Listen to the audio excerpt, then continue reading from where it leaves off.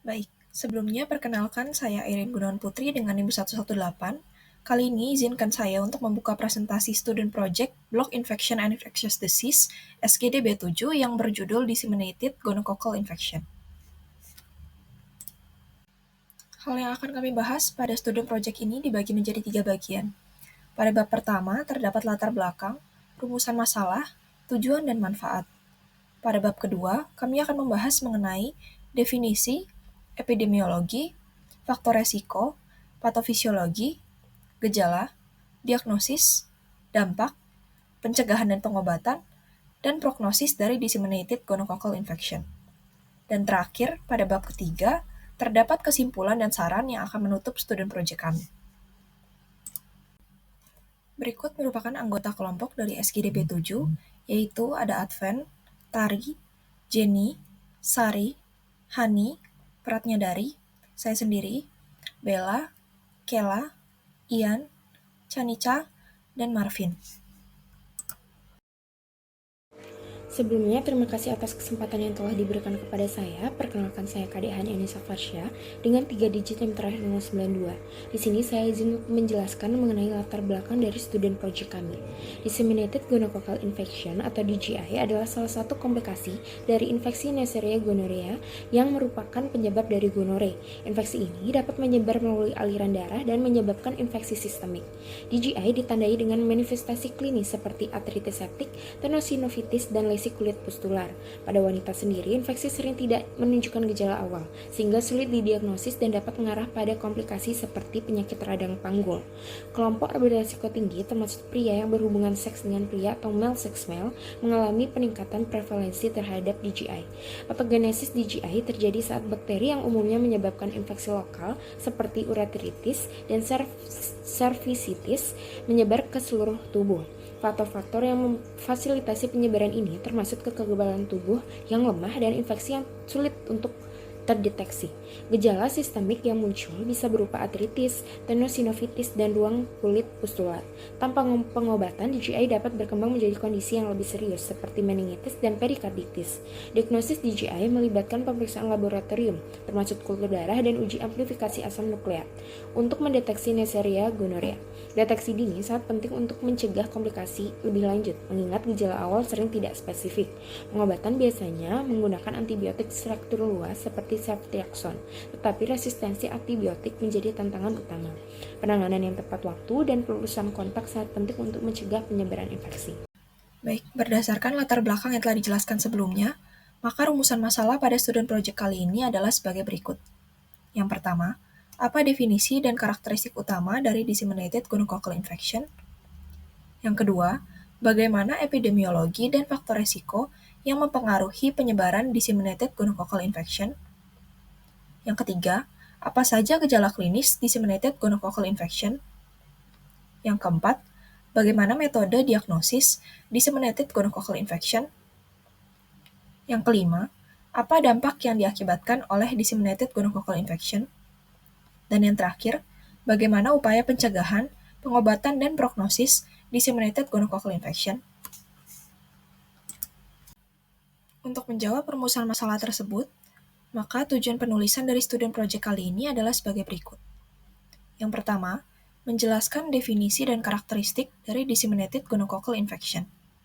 Yang kedua, menguraikan epidemiologi dan faktor resiko yang mempengaruhi penyebaran disseminated gonococcal infection. Yang ketiga, mengidentifikasi gejala disseminated gonococcal infection. Yang keempat, menjelaskan metode diagnosis disseminated gonococcal infection. Yang kelima, menguraikan dampak yang diakibatkan oleh disseminated gonococcal infection. Dan yang terakhir, memberikan informasi tentang pencegahan, pengobatan, dan prognosis disseminated gonococcal infection. Selanjutnya, manfaat yang diharapkan dari student project ini ialah untuk memberikan pemahaman yang lebih mendalam mengenai disseminated gonococcal infection, meliputi definisi, karakteristik, epidemiologi, faktor resiko, gejala, metode diagnosis, dampak, pencegahan, pengobatan, dan prognosis dari disseminated gonococcal infection. Baik, izin melanjutkan. Perkenalkan saya Nima Diman Kasri Dewi dengan NIM 3 digit terakhir 074. Selanjutnya, bab 1 mengenai definisi DGI. Disseminated Gonococcal Infections atau DGI adalah suatu komplikasi serius dari infeksi gonore yang disebabkan oleh bakteri Neisseria gonorrhoeae. Gonorrhoea umumnya terjadi pada permukaan mukosa serta saluran genital milik orang dewasa yang aktif secara seksual, sehingga mengakibatkan terjadinya infeksi lokal. Namun, dalam kasus yang jarang terjadi, infeksi ini juga dapat menyebar ke aliran darah dan menimbulkan komplikasi yang serius, seperti DGI. Kasus DGI ini cukup langka dan diperkirakan terjadi pada 0,5% sampai 3% kasus gonorrhea. Baik, izin melanjutkan. Perkenalkan sebelumnya, saya Jenisi Marista dengan 3 digit NIM terakhir 066. Jadi, pada tahun 2019 dan Juni 2023, terdata total 25 kasus DGI yang dikonfirmasi dan 7 kasus yang terjadi di Inggris. Pasien yang terkonfirmasi kasus DGI rata-rata memiliki usia 34 tahun.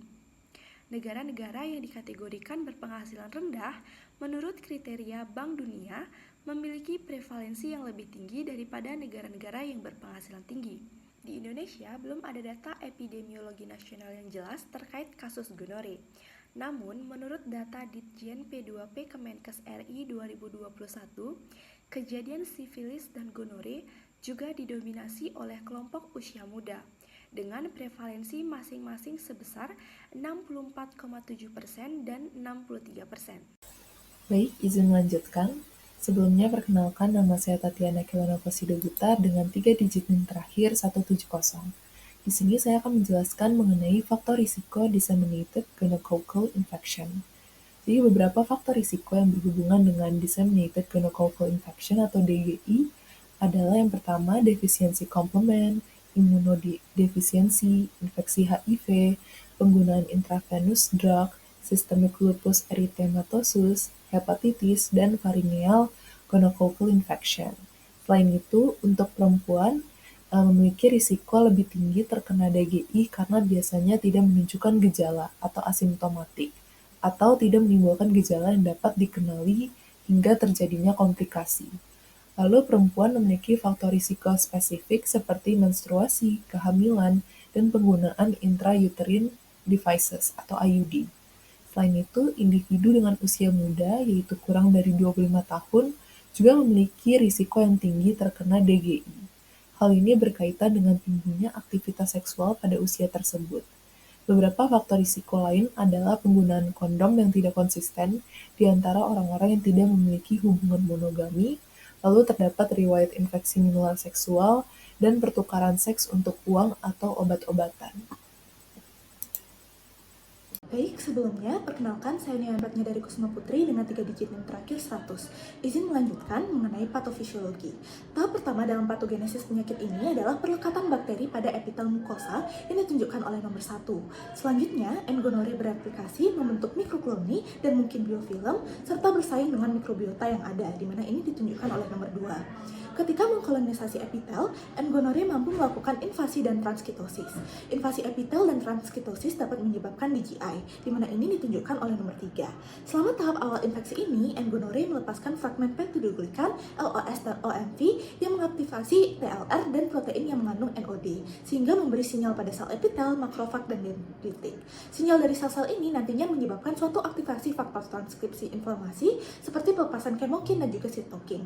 Hal ini menyebabkan perekrutan sejumlah besar leukosit polimorfonuklear. Bila berlangsung dengan normal, mereka akan memfagosit N. gonorrhoeae dan membentuk eksudat purulen yang nantinya dapat memfasilitasi penularan dari penyakit ini. Selanjutnya, infeksi N. gonorrhoeae yang tidak diobati dapat menyebabkan DGI. Infeksi N. gonorrhoeae dapat melalui beberapa cara, seperti menginfeksi epitel mukosa saluran urogenital baik pada pria maupun wanita, rektum, faring, atau konjungtiva. Lalu, terdapat juga secara intrapartum, yang dapat menyebabkan suatu oftalmia neonatum gonorrhoeae yang terpapar selama perjalanan melalui jalan lahir. Baik, sebelumnya perkenalkan nama saya Clifton Marvin Subudia dengan 3 digit NIM terakhir 243. Pada saat ini saya akan membahas mengenai gejala dari disseminated gonococcal infection. Gejala pertama dari disseminated gonococcal infection atau DGI adalah dermatitis. Dermatitis adalah kondisi peradangan pada kulit yang ditandai oleh gejala seperti kemerahan, lesi, dan ruam. Ruam ini biasanya memiliki tampilan malukopapular, pustular, nekrotik, atau vesikular, dan terjadi di tungkai, telapak tangan, dan telapak kaki. Selanjutnya, poliartralgia adalah nyeri pada beberapa sendi secara bersamaan. Nyeri ini sering terjadi pada sendi-sendi besar seperti lutut, pergelangan kaki, pergelangan tangan, dan siku. Yang ketiga, tenosivitis adalah radang pada tendon dan lapisan di sekitarnya. Gejala ini biasanya menyerang tangan, pergelangan tangan, dan kaki. Ketiga gejala ini merupakan gejala yang paling umum pada DGI, sehingga disebut sebagai trias klasik DGI. Bila gejala-gejala umum tidak dirawat, DGI dapat menyebabkan artritis septik, yaitu radang pada sendi akibat infeksi patogen. Selain itu, pada sebuah studi kasus menunjukkan seorang pria dengan HIV mengalami infeksi DGI memiliki gejala miokarditis dan purpura. Hal ini membuktikan bahwa DGI dapat menyebabkan gejala sistemik lainnya, seperti demam tinggi, malaise, dan juga septikemia. Selanjutnya adalah diagnosis. Diagnosis DGI didukung dengan evaluasi terhadap kontak seksual, gejala klinis, dan bakteriemia terhadap N. gonorrhoeae.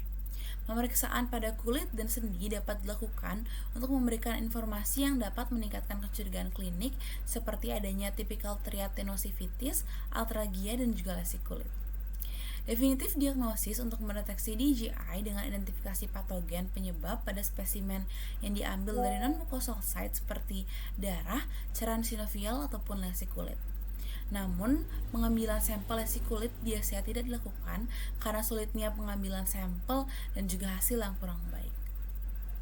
Kemudian, 2 set kultur darah harus dilakukan dan hasil positif dapat membedakan gonococcal arthritis dengan patogen lain yang menyebabkan septic arthritis.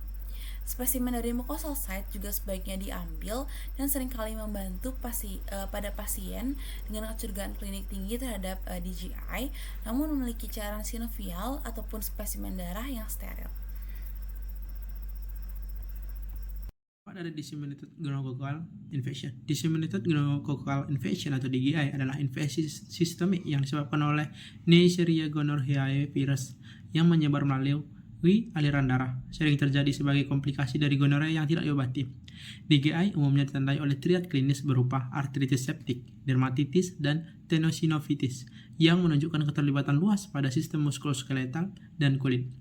Artritis septik salah satu komplikasi utama DGI, menyerang sendi besar seperti lutut dan pergelangan tangan, dan dapat menyebabkan kerusakan permanen jika tidak diobati. Tenosinovitis yang sering terjadi di pergelangan tangan dan kaki juga menyebabkan nyeri dan pembengkakan, membatasi fungsi sendi dan membutuhkan penanganan segera. Komplikasi DGI yang lebih jarang tetapi berpotensi fatal termasuk seperti endokarditis dan meningitis yang dapat mengancam nyawa jika tidak segera diobati. Baik, terima kasih atas kesempatannya. Saya Indra Lestari dengan 3 digit nomor 040. Saya izin untuk menjelaskan mengenai pencegahan dan juga pengobatan disseminated gonococcal infection atau DGI. Pencegahan yang dapat dilakukan untuk menghindari DGI antara lain penggunaan kondom secara konsisten saat berhubungan seksual. Pengobatan yang direkomendasikan untuk DGI pada neonatus antara lain ceftriaxone 25-50 mg per kilogram berat badan. Diberikan secara intravena maupun intramuskuler per hari selama 7 hari. Atau cefotaxime 25 mg per kilogram berat badan per hari secara intravena atau intramuskuler setiap 12 jam selama 7 hari. Ceftriaxone harus diberikan dengan hati-hati kepada neonatus dengan hiperbilirubinemia, terutama neonatus yang lahir prematur.